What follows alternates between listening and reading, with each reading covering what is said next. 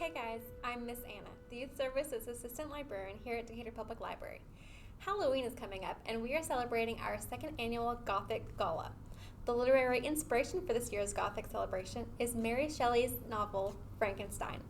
I'm here with Betty Bolte, who is going to tell us a little bit more about the novel and its author. Hi Betty, thank you so much for being here with us today. Hi, I'm glad to be here. Before we get into Frankenstein, tell us a little bit about yourself and your connection to Frankenstein. Okay, well, I have always loved ghost stories and haunted houses and just the concept of things that scare you. I'm not into horror, but I'm into ghost stories. And so when it came time to write my thesis for my master's in English back in 2008, so I started it in 2007, I decided to study the Gothic devices used by the authors of Gothic stories.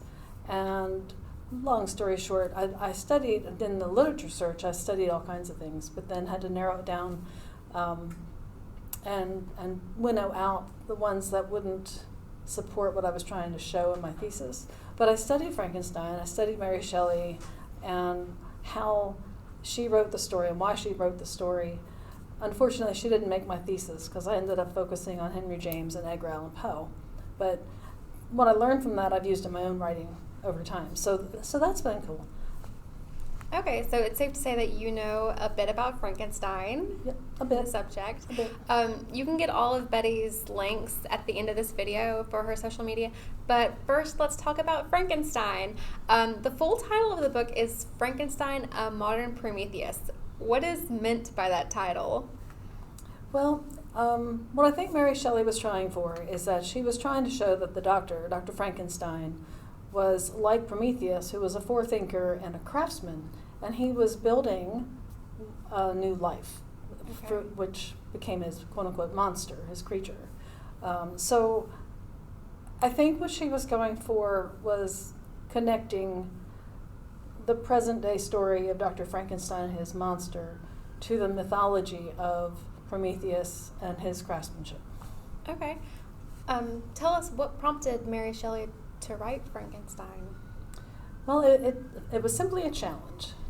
She had gone to Lake Geneva with her lover at the time, Percy Bysshe Shelley, and while they were there with Lord Byron and a friend named Pomodori, and it was a rainy summer, and they were bored, and so they decided to challenge each other to write a ghost story or a scary story or a scary something. And so they did, and I think Pomodori wrote a short story, a very short story. Percy didn't write anything. Lord Byron, I think, wrote a little snippet, but he kind of threw it, he gave up on it. And she was the only one who came up with this story. Okay, so she took it very seriously. She did. That's a very interesting origin for a novel. But tell us, how is it different than other stories of its day? Well, I think most of the stories of the day were a little more religious motivated, and they showed more of the glory of people and how they lived positively and they strove to be better. And in Frankenstein, of course, we have more of a cautionary tale of what science can do to the society if it's misused. Okay, when I think of 19th century British literature, I think of Jane Austen, and that's the extent of where my mind goes. And that's the same period. It's in the same period of time. Okay. So yeah, you're in the right era. So, yes. but it's very different than from what readers are used to.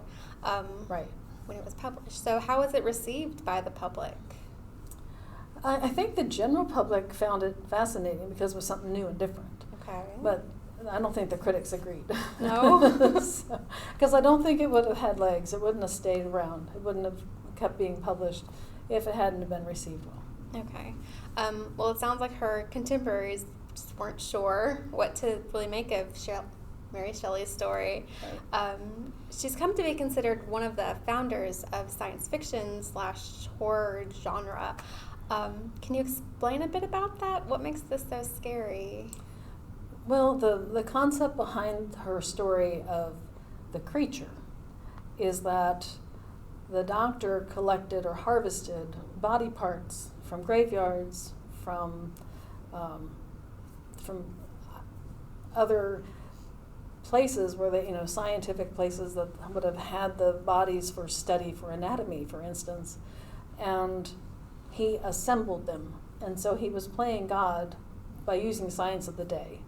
But it was also tapping into the real fears that people had in that day and age, that they could, their loved one's body could be dug up from their burial site, or someone could even be murdered and then their body sold to science to be used for scientific study. And so this whole concept of the doctor, Frankenstein, going to graveyards and seeking out cadavers to get pieces to then put together using science was where that science and horror blend came together. Yeah, that's super creepy. So if you've only seen a Frankenstein movie, what are the main differences from the book?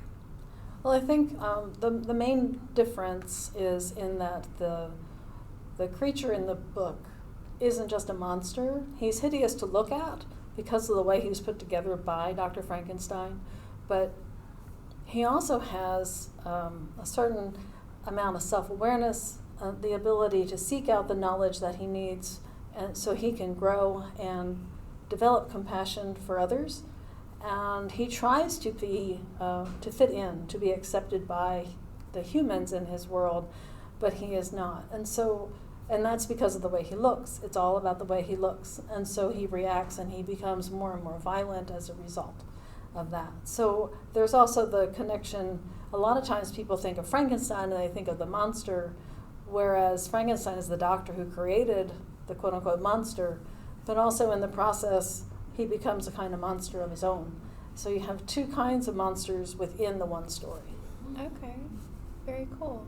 Well, thank you, Betty, for talking with us today and sharing all your Frankenstein My pleasure. knowledge. Now we're ready to celebrate Decatur Public Library's Gothic Gala on Monday, October 31st. We'll start the day at 10 a.m. with story time and a trick-or-treat parade for the little ones. The rest of the day will be filled with crafts and puzzles and a Lego challenge and costume contest. Get the complete details at www.mydpl.org/Gothic Gala. We'll have the complete schedule for the day as well as the links for Betty Bolte. Thanks for watching, and come to the library on Halloween. Happy Halloween.